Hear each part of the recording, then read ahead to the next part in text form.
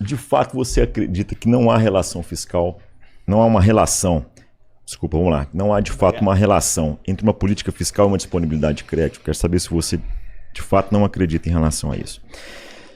E se você, imaginando que não há alternativa locacional, deixa eu tentar caminhar para algo ligado ao agro.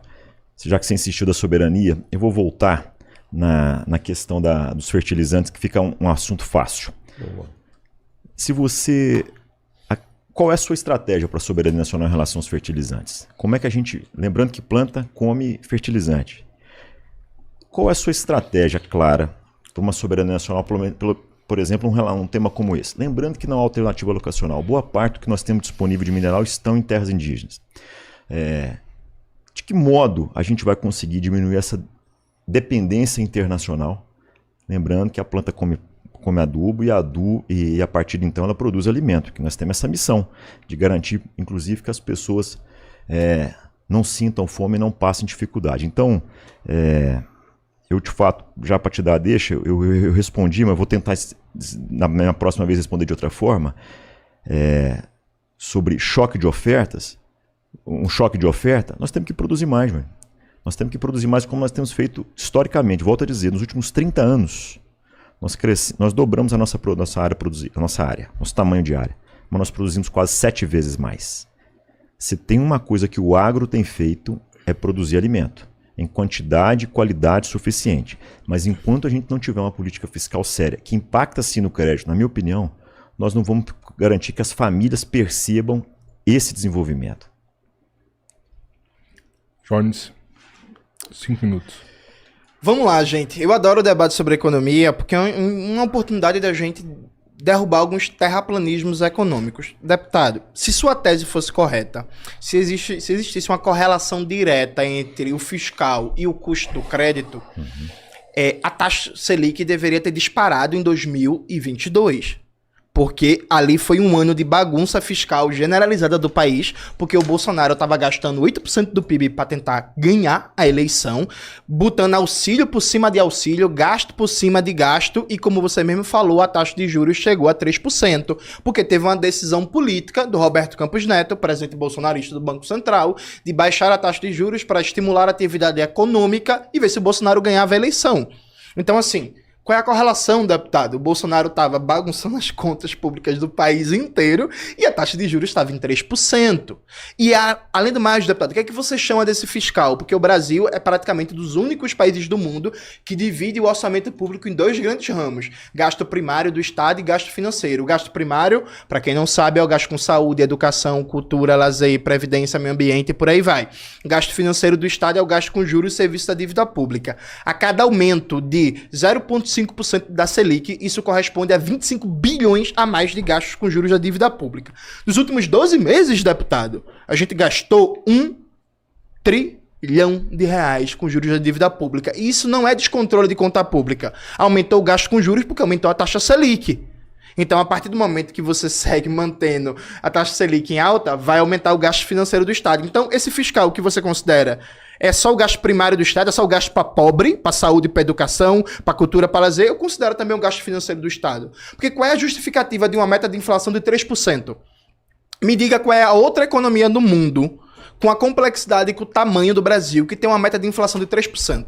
Assim, no mundo, na OCDE, no mundo é demais, vamos lá que são 196 países, né? Na OCDE, qual é o outro país do mundo que tem uma meta de inflação de 3% para justificar uma taxa de juros de 14% para perseguir uma meta de inflação em real? Então não, deputado, isso não tem relação. O que existe no Brasil é um cartel bancário montado pelo governo FHC, mantido por Lula, mantido por Dilma, mantido por Temer, mantido por Bolsonaro, em que 5 bancos controlam 80% do crédito brasileiro e que o Estado brasileiro, inclusive o governo de Minas Gerais, não fazem nada para descentralizar o crédito e garantir que o trabalhador, que o produtor rural tenha mais acesso a crédito. Isso é simples e objetivo. Prova disso é que o Banco de Desenvolvimento de Minas Gerais, do 1,5 bilhões que ele disponibilizou para crédito para o agronegócio, foi basicamente para grandes propriedades, né? E algumas médias. A pequena propriedade ficou descoberta. Então, vamos lá, assim, deputado. Outra coisa muito importante. Veja o que é a situação do agro e da agricultura no Brasil em alguns dados. Nos últimos 16 anos, a área de plantio de arroz caiu praticamente pela metade, caiu 44%, enquanto a área de plantio de feijão encolheu 32%. No mesmo período, a área de plantio de soja quase dobrou, 86%, ao passo que o milho avançou 66%. É claro que isso aumentou a produtividade, mas não teve um aumento de produtividade correspondente para dar resposta à demanda de consumo interno do povo brasileiro. Veja, aumento de produtividade não resolve choque de oferta. Simples e objetivamente. Se numa escala de 10 anos a produtividade está crescendo 10% ao ano, um ótimo crescimento de produtividade, só que acontece uma guerra do outro lado do mundo, a Índia ataca o Paquistão, aí tem uma gripe aviária, tem uma pandemia e o preço triplica, cresce 300% em 2 meses, não tem um aumento de produtividade que compense isso, deputado. Qual é a política para evitar choques de oferta no mundo convulsionado, deputado? No mundo em guerra, em que a Índia está em confronto com o Paquistão, em que Israel está praticando genocídio em Gaza e está ameaçando entrar em guerra com o Irã, em que os Estados Unidos estão numa guerra comercial com a China, em que há um aumento de protecionismo no mundo inteiro, em que a Europa está falando em se rearmar. A tendência hoje no mundo é a tendência de crescimento de protecionismo, de guerra comercial, que a gente vai ter mais cada vez choques de oferta num país desindustrializado, em que o agro, inclusive, é um dos responsáveis por isso. Então a gente vai ter cada vez mais choque de oferta, mercadorias, produtos fundamentais para a vida do brasileiro, que do nada o preço vai crescer 100, 200, 300% por algum evento geopolítico. O senhor não tem nenhuma resposta para isso. Eu de verdade, eu tô chocado. Assim, eu tô perguntando pela 5ª vez para ver se agora, na última rodada, finalmente sai uma resposta. Sua réplica, deputado. Não, eu já respondi várias vezes essa questão, mas é porque você, você não concorda e tá tudo certo. É porque você está falando em estoques reguladores, em evitar exportações, mas na sua fala mesmo você acabou se contradizendo, Jones. Quando você fala, por que a área do arroz deixou de crescer? Por que ela caiu? Ela caiu porque em determinado momento a produção de arroz passou a ser deficitária. E nenhum produtor, por amor, ele não dá conta, só pelo amor, de continuar produzindo, tomando prejuízo ano a ano. Isso é impraticável. O produtor de alface não consegue, o produtor de arroz não consegue, o produtor de coisa nenhuma consegue tomar prejuízo ano a ano. Bom, não fui eu que reconheci o Roberto Campos Neto como o melhor presidente do Banco Central do mundo. A decisão acertada ou não foi reconhecida por as principais lideranças de economia do planeta. E numa política econômica conduzida por ele lá atrás, que boa parte dela tem sido mantida pelo Galípolo, que não tem nada a ver com o Bolsonaro, que não tem nada a ver com o PL, que tem a ver com o atual governo, foi uma escolha do atual governo, mostra que o caminho a ser percorrido estava traçado e tem se mantido. A gente concorda num ponto aqui claramente, juro alto não é bom para ninguém. Mas o juro alto que nós temos no Brasil hoje, ele é fruto da falta de credibilidade e da irresponsabilidade das contas públicas. Quando a gente decide que um arcabouço fiscal permanentemente, e eu prefiro o arcabouço do que o teto de gasto, mas o arcabouço fiscal se mostra insuficiente e incapaz de manter as contas públicas equilibradas, porque ano a ano ele é obrigado a crescer. E na medida em que falta credibilidade, falta responsabilidade, o juro vai lá para cima e toda uma política econômica acaba sendo frustrada. E isso mexe no dia a dia com a vida das pessoas. Né? Jorge, sua última pergunta. Poxa, essa não era a última rodada? A última agora eu acho que o Zé, a consideração pro Jones fazer a final. Não, agora é minha réplica e acabou a rodada de consideração final, pô. Foi a resposta do... Desculpa, foi a resposta do... Não, o Zé fez a pergunta, você ficou 5 minutos respondendo. Uma tréplica agora.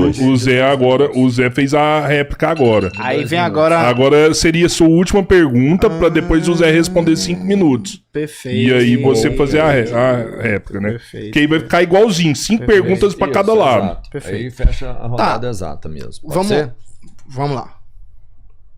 Pode falar, Gal. Vamos lá. Veja, a área cultivada de arroz e feijão vem crescendo, vem reduzindo, dentre outras coisas, porque falta apoio, deputado. Porque falta crédito. porque o preço do fertilizante é um absurdo. Você sabe muito bem que em várias culturas, como a soja e o milho, o preço do fertilizante é quase que 40% do custo de produção, né? Quando você tem custos dolarizados, como você tem na agricultura brasileira, porque a gente não tem soberania nacional, porque a gente não tem desenvolvimento de ciência e tecnologia, porque a gente não tem indústria nacional e falta o apoio de crédito, falta o apoio de subsídio, falta o apoio de crédito subsidiado, que está sendo direcionado para a soja, aí realmente fica mais lucrativa a produção de soja no Brasil do que a produção de arroz, inclusive porque essa produção é exportada e se recebe em dólar. Veja, deputado, eu noto como é muito curioso como você foge de algumas perguntas. Você não respondeu como lidar com choques de oferta. Eu perguntei 2 vezes, aliás, 3 vezes, o que você tem de propostas para, por exemplo, ajudar as condições de vida dos assentados da reforma agrária no Brasil. A gente está falando de mais de 1 milhão de famílias, né? Mais de 3 milhões de brasileiros e brasileiras. Você simplesmente não respondeu. Eu perguntei a você se no seu debate sobre o fiscal você considera o gasto financeiro do Estado, que é um gasto com juros e serviços da dívida pública, que é R$1 trilhão, deputado, nos últimos 12 meses. Você também não respondeu. Não, Roberto Campos Neto, ele não foi um bom presidente do Banco Central, inclusive pelo seu próprio critério, que é um critério mercadológico. Qual é a justificativa para ele ter reduzido a taxa de juros que não tentar ganhar a eleição, né? Vamos lá? Foi uma redução na boca do caixa, né? Eleitoral. Mas a pergunta concreta, deputado, é... Vamos lá. Então, o que é que você defende para baixar a taxa de juros no Brasil, para chegar o crédito barato na ponta para o agricultor, considerando que no mercado bancário brasileiro, 5 bancos concentram 80% do mercado bancário e funcionam objetivamente como um cartel, como um oligopólio, e que o Brasil tem uma taxa de participação de bancos no mercado menor que todos os países da OCDE? Bom, choque de oferta. Já respondi, vou responder de novo. Nós temos que criar condições para produzir mais. Isso não tem outro caminho. Estoques reguladores, ao contrário do que você disse que não tem nenhum projeto de lei da minha parte, estoques reguladores não se resolve por projeto de lei. Nós não temos autonomia para tratar de estoques reguladores por meio de projeto de lei. Então isso é básico. O que eu defendo para pequenos agricultores, médios e grandes agricultores? Eu não divido o agro, Jones. E essa resposta fatiada que você quer, eu não tenho essa resposta e nem você. Quando a gente trata de pesquisa, quando a gente trata de crédito, quando a gente trata de política macro, a gente trata de todos. Se você quiser falar, por exemplo, eu sou autor, inclusive, não sei se você sabe, da lei que regulariza as propriedades daqueles que chegaram nos assentamentos depois de 2015. Eu sou autor dessa lei. Aqueles que chegaram depois, até 2015 poderiam se regularizar. Aqueles que chegaram depois, não. Se você estava numa propriedade rural, num assentamento, e o seu pai faleceu e não tivesse sido titulado a tempo, você não podia herdar aquela propriedade. A lei não resolvia isso. Fui eu e a Tereza Cristina que propusemos uma alteração na lei, e hoje essas famílias podem ter a sua vida regularizada. E regularizadas, dá direito a ela acessar um banco. Acessar um crédito no banco, porque até então elas não podiam. Há um número extraoficial, eu não posso confirmar ele aqui, que dizia que 30% dos assentamentos estavam numa situação como essa. Se você for dentro de um assentamento, possivelmente eles vão fazer menção a você dessa lei que permitia aqueles que chegaram depois de 2015 se regularizar. Eles então têm de fato dignidade, porque tem documento e tem condição de chegar no banco. Eu estimulo muito, por exemplo, o cooperativismo. Acho uma alternativa aos grandes bancos. Não tem nada contra os grandes bancos, mas eles de fato tem uma política, muitas vezes, predatórias. O agro, pequeno, médio, grande agro, ele tem muitos sócios ocultos, Jones. Tem muita gente que ganha dinheiro em cima do produtor rural sem plantar um pé de feijão. Tem muita gente que ganha dinheiro em cima do agro sem criar uma galinha.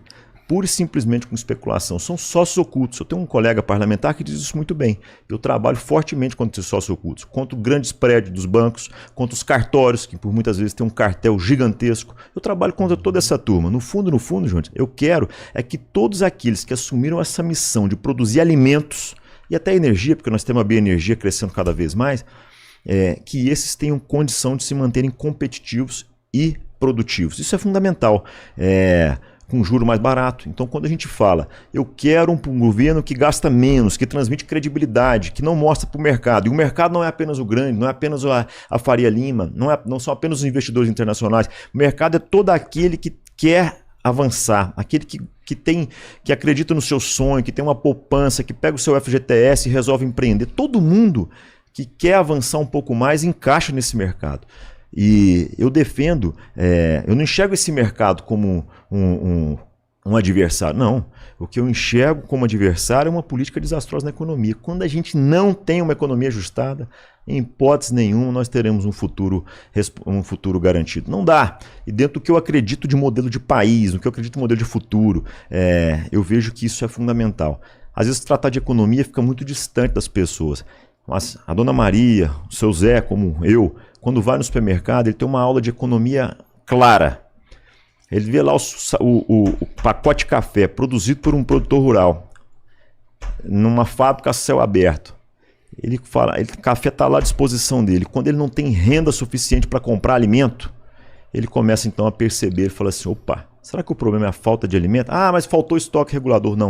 Não há estímulo nenhum no mundo capaz de fomentar uma produção que não seja positiva, que tome prejuízo. Então, enquanto a gente não tiver política responsável, e não acho que o socialismo deu essas respostas em lugar nenhum no mundo, não acho que uma política que se aproxime do socialismo, como o atual governo, não é capaz de dar resposta, porque de fato, como eu disse há pouco, ele aprisiona, ele não permite que as famílias e os empreendedores, que os trabalhadores prosperem. E onde não há essa busca por uma prosperidade sadia, porque eu também não defendo que ninguém se machuque nesse processo, eu vejo que a gente não terá um futuro de fato transformador. Então, é pelo trabalho que a gente vai mudar o mundo, é produzindo mais que a gente vai mudar o mundo, é produzindo alimento e energia que a gente vai ter de fato um grande papel mundial de destaque nessa geopolítica que está uma confusão danada. O Brasil é estratégico, porque ele tem na sua essência essa capacidade de produzir. Isso ninguém vai tirar de nós. Deus já nos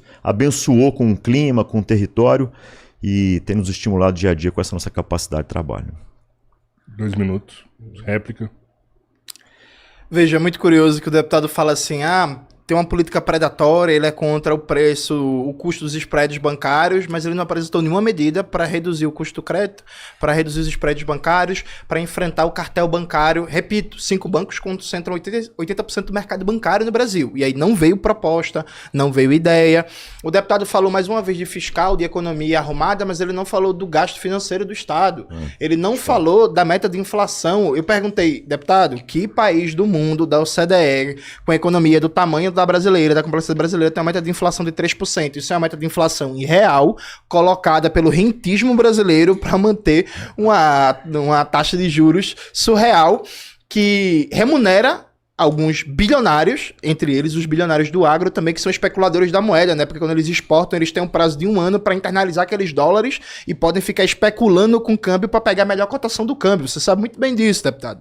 Outra coisa que me chamou a atenção, deputado, você falou assim, eu não faço essa separação que você está fazendo entre o pequeno e o médio e o grande, então eu não tenho uma proposta específica. É curioso, deputado, porque na hora de votar contra o pequeno, você sabe, o projeto de lei 3292 de 2020, pedi para minha equipe tirar um print da folha de rosto do projeto, subir para as redes sociais, era uma proposta que visava retirar de indígenas, quilombolas e assentados a prioridade em fornecer alimentos para escolas públicas. É um programa de compras governamentais para garantir que grupos mais vulneráveis, num contexto de pandemia, tivessem prioridade na sua produção agrícola para fornecer para as escolas públicas. Os deputados da bancada do agronegócio votaram contra, inclusive o deputado Zé Vitor. Então, na hora de ter proposta para o pequeno, ele não tem não. Mas quando foi para prejudicar o pequeno, ele votou a favor. Projeto de lei 3292 de 2020, no meio da pandemia. Então, acho que isso é bastante revelador, deputado. Considerações finais, 3 minutos para cada. Quem começa? Você. Eu começo? Tá bom, então vamos lá.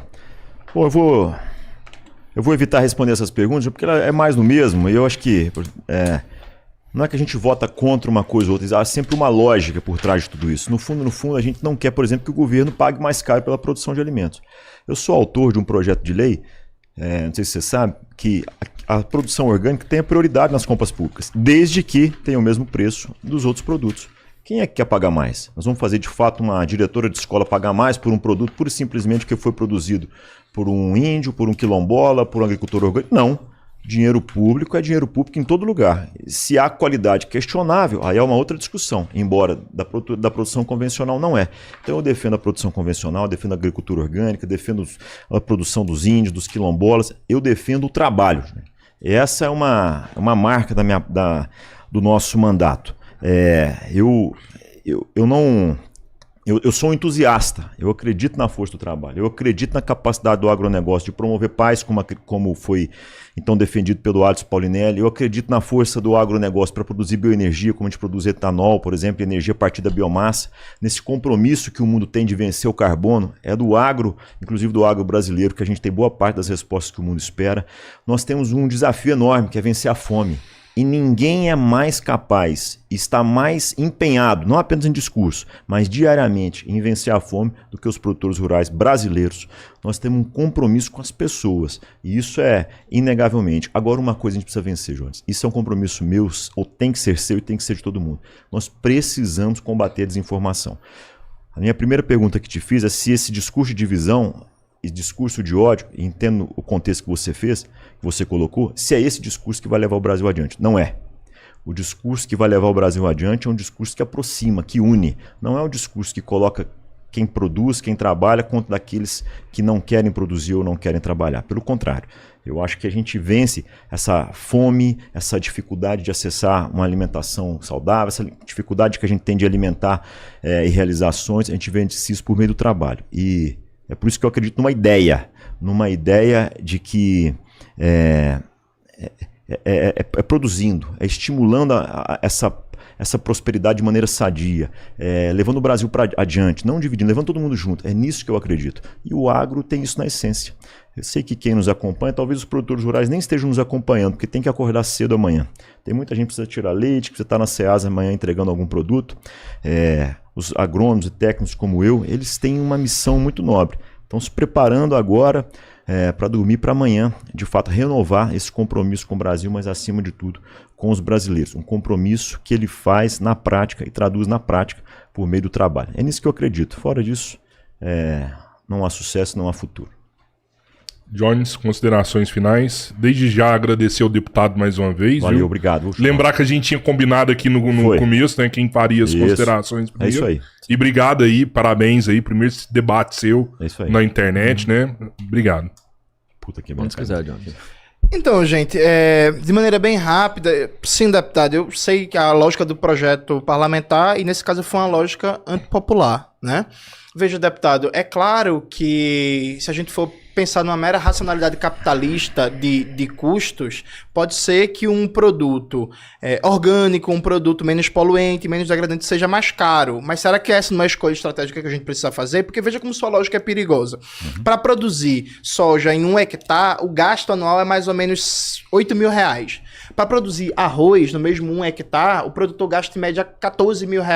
Então, um produtor de arroz ele precisa de mais apoio do que um produtor de soja. O arroz é alimento básico do prato do brasileiro. A soja é basicamente para engordar animal para exportação. O que é mais importante no dia a dia alimentar do brasileiro? É o arroz ou é a soja? É o arroz. Então, se essa lógica da mera taxa de lucro ou da taxa de custo for o guia da produção brasileira, vai cada vez mais ter menos área plantada de arroz e mais área de soja. E o brasileiro vai estar comendo pior, pagando mais caro na comida. Então tem coisas, deputado, eu sei que para quem é liberal é difícil entender isso, mas tem coisas que não podem ser pautadas pelo lucro. A soberania alimentar brasileira não pode ser pautada pelo lucro. A segurança alimentar brasileira não pode ser pautada pelo lucro. O acesso do povo trabalhador brasileiro ao alimento não pode ser pautado pelo lucro. O acesso à terra não pode ser pautado pelo lucro. Tem que ser pautado por um planejamento planejamento que atenda aos interesses da soberania nacional, que atenda aos interesses da classe trabalhadora. É uma vergonha que esse país siga tendo fome. É uma vergonha que 1 a cada 4 mineiros esteja em situação de insegurança alimentar em algum grau. É uma vergonha que Minas Gerais, um dos maiores produtores de café do Brasil, a gente esteja pagando 25, 28, 30, 35 reais num pacotinho de café. Infelizmente, você não apresentou nenhuma proposta, nenhuma ideia para como resolver esses problemas, como resolver o problema da degradação ambiental. Minas Gerais é campeão de desmatamento da Mata Atlântica.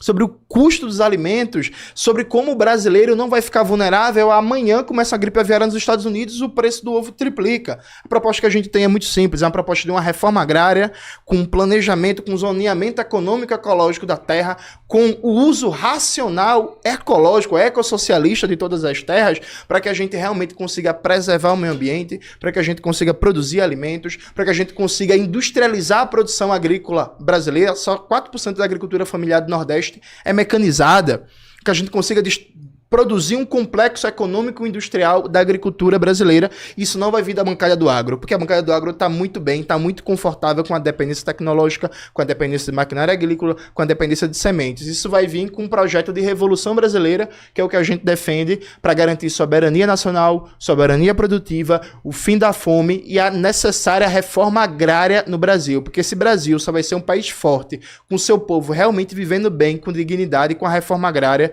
e com o socialismo. Muito obrigado a todos que acompanharam o debate.